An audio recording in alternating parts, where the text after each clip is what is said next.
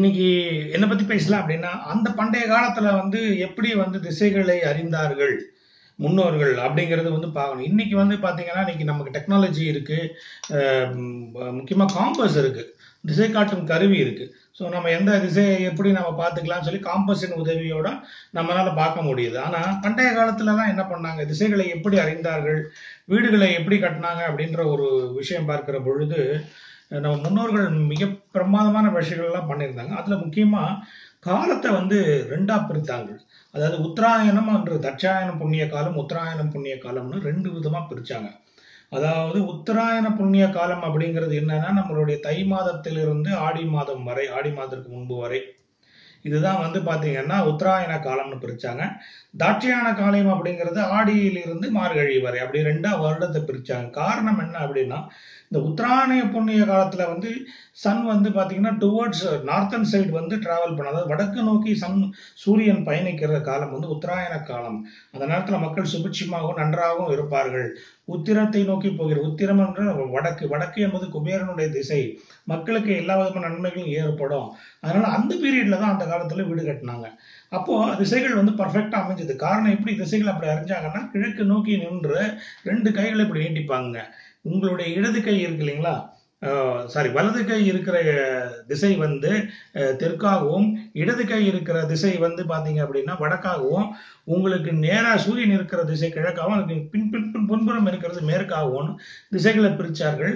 அப்ப டைரக்ஷன்ஸ் பார்த்து கட்டுகிற பொழுது, அந்த உத்தராயண புண்ணிய காலத்தில் வீடு கட்டுகிற பொழுது உங்களுடைய பர்ஃபெக்டா டைரக்ஷன்ஸ் அமையும். டைரக்ஷன்ஸை பர்ஃபெக்டா தெரிஞ்சுக்கலாம் அப்படிங்கிற ஒரு சயின்ஸை நம்மளுடைய முன்னோர்கள் தெரிந்து வைத்திருந்தார்கள். அதுக்கப்புறம் தட்சாயண புண்ணிய காலத்துல பாத்தீங்க அப்படின்னா வீடு கட்ட மாட்டாங்க. அன்னைக்கெல்லாம் கட்டுறது இன்றைய கட்டுறது போல கன்ஸ்ட்ரக்ஷன் பெரிய கஷ்டம் கிடையாது. சிறுக கட்டி பெருக வாழ்ந்தார்கள். அதனால உத்தராயண புண்ணிய காலத்திலே ஆரம்பிச்சு அந்த காலத்துக்குள்ளேயே முடிச்சிடலாம். பட் இன்னைக்கு இருக்கிற காலங்கள்ல வீடு கட்டுவது எளிதல்ல.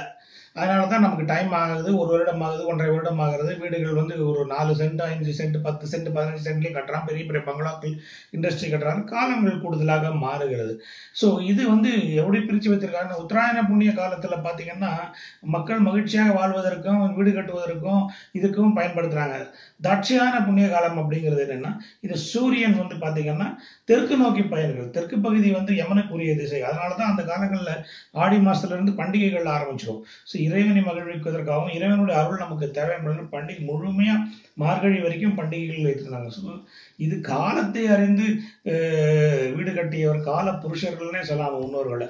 அந்த அளவுக்கு நம்மளுடைய முன்னோர்கள் நம்மளுடைய அறிவியலை அவருடைய சாஸ்திரத்தில் வைக்கப்பட்டிருந்தார்கள். அதனாலதான் பாத்தீங்கன்னா இந்த வாஸ்து நாட்களை பாத்தீங்கன்னா மொத்தம் ஒரு 8 நாள் 9 நாள் வருகிறது. அது பார்த்தீங்கன்னா நாளா பிரிச்சிடும். உத்தராயண புண்ணிய காலத்துல நாளும், தாட்சியான புண்ணிய காலத்துல 4 வரை மாதிரி பிரித்து வைத்திருக்கிறார்கள்.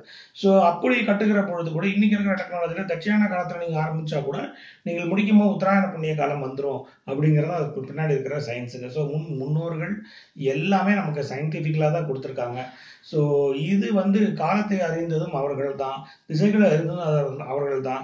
அதை நம்ம முழுமையா பயன்படுத்திக்கிட்டா நமக்கு வெற்றி மேல வெற்றி சேரும்ன்றதுல எனக்கு எல்லளவும் டவுட் இல்லைங்க. இந்த சேனல் உங்களுக்கு பிடிச்சிருந்தா இதை லைக் பண்ணுங்க, சப்ஸ்கிரைப் பண்ணுங்க, கமெண்ட் பண்ணுங்க. இது வரைக்கும் இந்த சேனல் நீங்கள் சப்ஸ்கிரைப் பண்ணலாம், சப்ஸ்கிரைப் பண்ணிக்க, கூட அந்த பெல் பட்டனை கிளிக் பண்ணிக்கங்க. அதன் மூலமா எங்கள் அப்டேட்ஸ் உங்களுக்கு உடனுக்குடன் கிடைக்கும். மற்றொரு நாளில் சந்திப்போம். நன்றி.